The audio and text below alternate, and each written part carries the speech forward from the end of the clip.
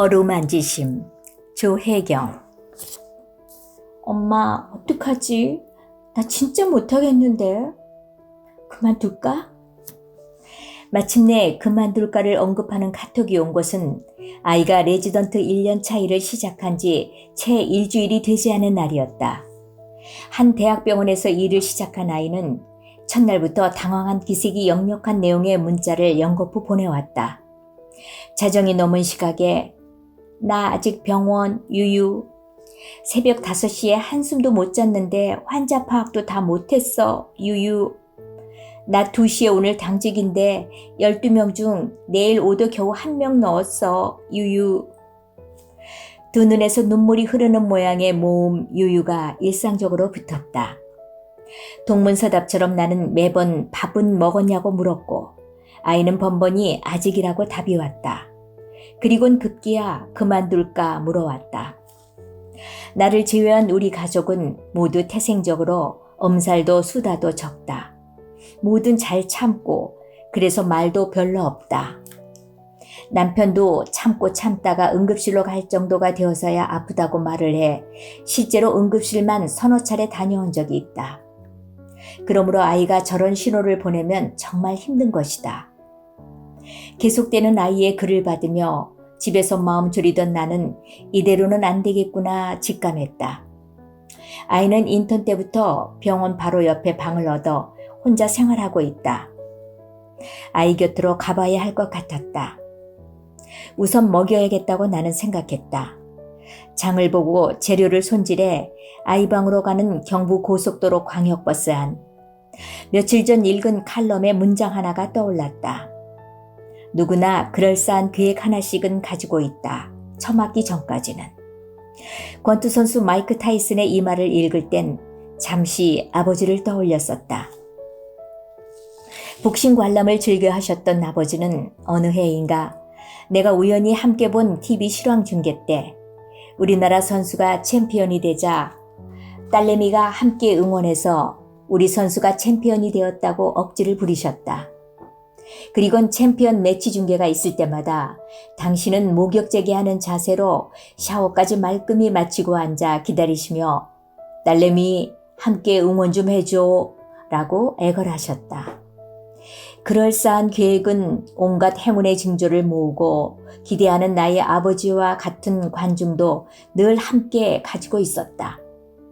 그러나 눈가가 찢어지고 얼굴이 부어 떴는지 감았는지 모르겠는 눈에 우는지 웃는지 알 수 없는 표정으로 자신의 몸통만한 챔피언 벨트를 메고 두 손을 번쩍 들어 올리는 일은 어쩌다 있었다. 대개는 맞아 무릎을 꿇거나 링 밖에서 큰 소리로 더 열심히 싸우던 트레이너가 분한 얼굴로 코너에서 수건을 던져야 하는 굴욕적인 상황이 더 잦았다.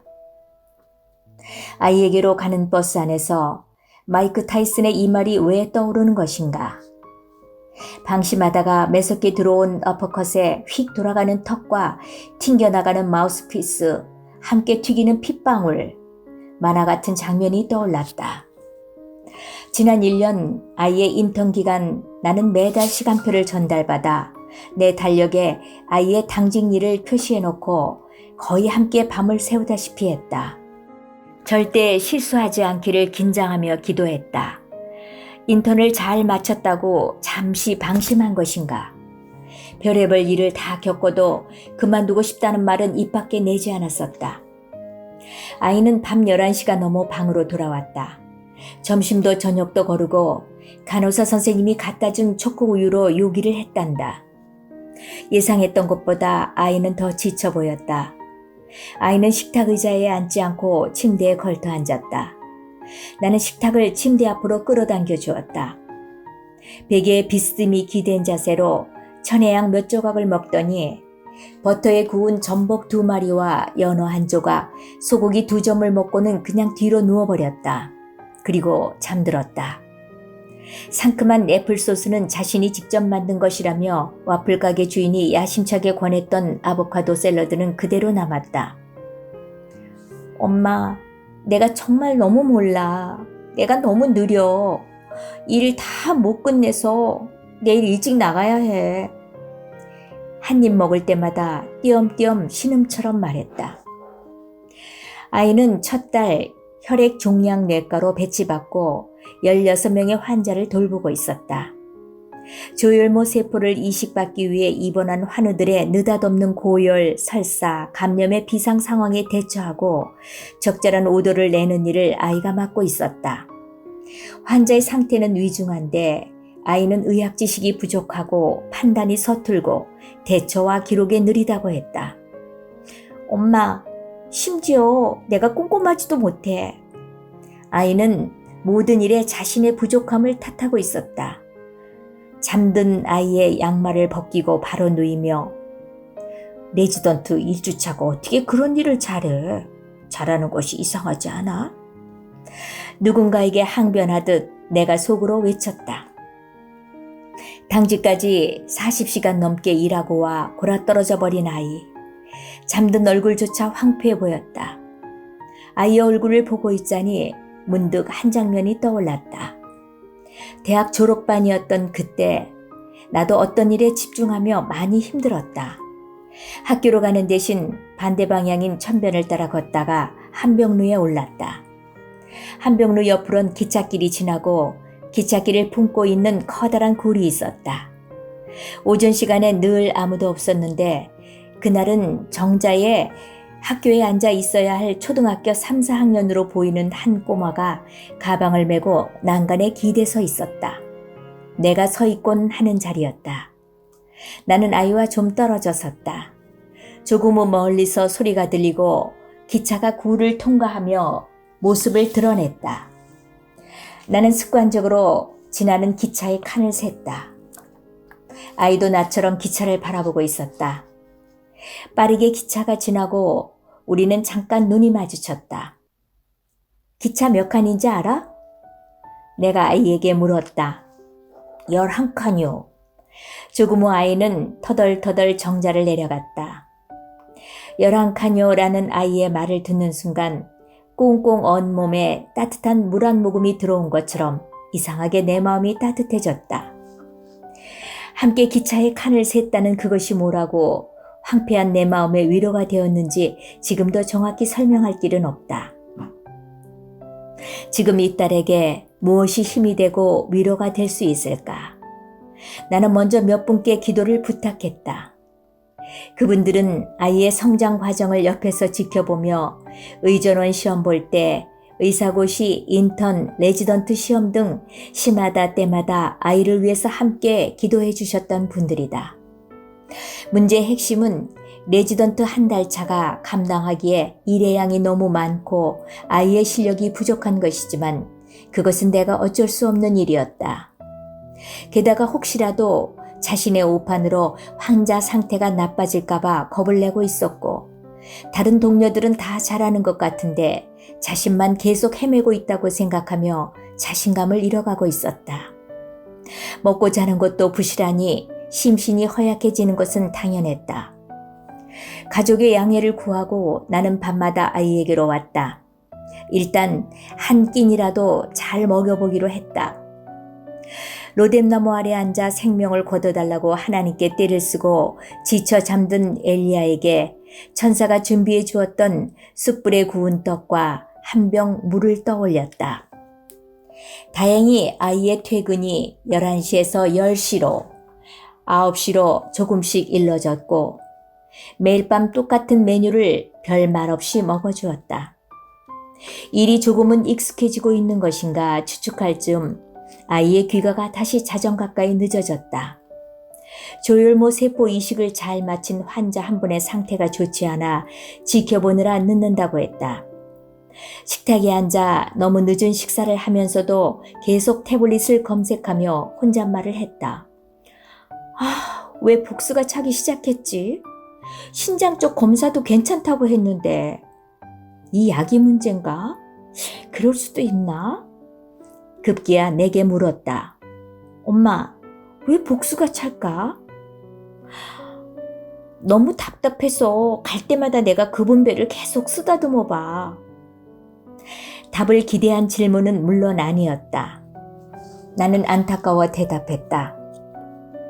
그 환자 지정이 교수님께 여쭤봐. 펠로우나 2년차 선생님과도 상의해보고 한 달 차 레지던트에게 원하는 것이 그리 많지 않을 거야. 환자를 충실히 관찰하고 그 결과를 잘 보고해주는 정도 아닐까? 처음 며칠은 늦은 저녁을 먹고 이도 닦지 못하고 골아떨어지던 아이가 이제 침대에 누워 잠들기 전까지 책을 보고 태블릿을 검색했다. 새벽 6시 샤워를 마친 아이는 나가려다 1분만 쉬겠다며 다시 침대 위에 주저앉는다. 밤새 깨지 않고 깊은 잠을 잤건만 눈 뜨자마자 영혼이 탈탈 털린 것 같은 얼굴로 어제 아침에도 그제 아침에도 했던 소리를 또 한숨처럼 뱉었다. 아, 정말 가기 싫다. 엄마, 이렇게 살아야 할까? 어젠 해야 할 일이 너무 많으니까 화가 났어. 한 달만 견뎌보자. 그래도 아니다 싶으면 그때 결정하자. 라는 똑같은 대답 대신 내 입에선 다른 말이 나왔다. 복수 환자 괜찮으실까? 밤새 별일 없었겠지? 대답 없이 아이는 시계 초침에 밀리듯 일어나 나갔다. 4층에서 유리창문을 열고 아이가 아직 어두운 골목을 벗어나는 뒷모습을 지켜보았다. 고등학교 2학년 피부병으로 절망적일 때 등교하는 아이의 뒷모습을 12층 복도에 서서 아침마다 지켜보던 일이 생각났다. 링 위로 수건을 던져야 했다면 당시 그것은 나의 몫이었다. 그러나 나는 아이의 수건 자체를 손에 쥐어본 적도 없다. 지금은 그때보다는 낫지 않은가. 그럼에도 아직 귓가에 남아있는 아이의 한숨을 털어내지 못해 나는 아이 방을 서성였다. 7평이 채 안 되는 방 곳곳에 성경 구절이 붙어 있다. 포스트잇에 아이가 볼펜으로 써서 붙여놓은 것이다. 6월절 이스라엘 백성이 문설주에 발랐던 양의 피처럼 현관문엔 요한복음 15장 15절과 스바냐 3장 17절이 나란히 붙어 있다. 화장실 문에도 세탁기가 있는 작은 창고 문에도 성경 구절이 붙어 있다. 식탁에 앉으면 보이는 장롱 옆면 눈높이엔 사무엘하 22장 29절 말씀이, 그리고 그 옆엔 약한 나로 강하게의 찬송 한 구절이 적혀 있다. 내가 건너야 할 강 거기서 내 죄 씻었네. 이제 주의 사랑이 나를 향해 흐르네. 얼마를 서성였을까. 방안이 환해진다. 채광을 위해 낸 동쪽의 작은 창으로 아침 햇살이 들어온다. 그곳에 아이는 어린 시절 함께 영국을 방문했을 때 선물로 받은 헨리 8세의 초상화를 커튼 대신 걸어두었다. 남쪽으로 난 커다란 미닫이 창엔 함께 선교 여행을 갔던 브라질의 해변에서 산 진초록 빛깔의 커다란 스카프와 정사각형 식탁보를 매달아 두었다. 식탁보 자리엔 얼마 전까지도 아이의 외할머니가 수를 놓은 천이 매달려 있었다. 할머니의 유품인 수 놓은 천은 옛날 벽에 옷을 걸고 그것을 덮는 용도로 사용하셨던 것이다. 아이는 자신이 가진 할머니의 유일한 유품이 햇빛에 바랠까봐 보관해 두었다고 했다. 작은 냉장고 위에 스노우볼, 동생의 웃는 사진, 작은 나무 십자가, 스티커를 모아 붙여놓은 카드, 캐릭터 엽서, 환우로부터 선물 받은 하트 모양의 수예품, 그리고 어느 늦은 밤 함께 걷다가 고른 화병 속의 파란색 카네이션 3송이. 식탁 밑까지 환하게 밀고 들어오는 아침 햇살에 모든 소품이 가만가만 말을 걸어오는 것 같다. 아이의 정깊은 감성과 공유했던 기억이 함께 살아난다. 마음이 따뜻해진다. 그 옛날 어린 꼬마로부터 열랑카뇨라는 말을 들었을 때처럼. 연타로 맞은 잽에 잠시 휘청였으나 휴식 시간에 뛰어 올라온 트레이너의 마사지와 격려를 받고 다시 기운을 얻어 파이팅을 외치며 뛰어나가는 복서처럼 아이도 이 방에서 아침마다 새 힘을 얻어 나갈 것을 나는 믿는다. 작고 허름하지만 정겨운 이곳에 로뎀나무 아래 엘리야를 찾아오셨던 천사가 밤마다 찾아와 고난 몸과 영혼을 어루만져 주실 것을 믿기 때문이다. 나는 다시 숯불에 구운 떡과 한 병 물을 준비해야겠다. 로뎀나무 아래에 누워 자더니 천사가 그를 어루만지며 그에게 이르되 일어나 먹으라 하는지라.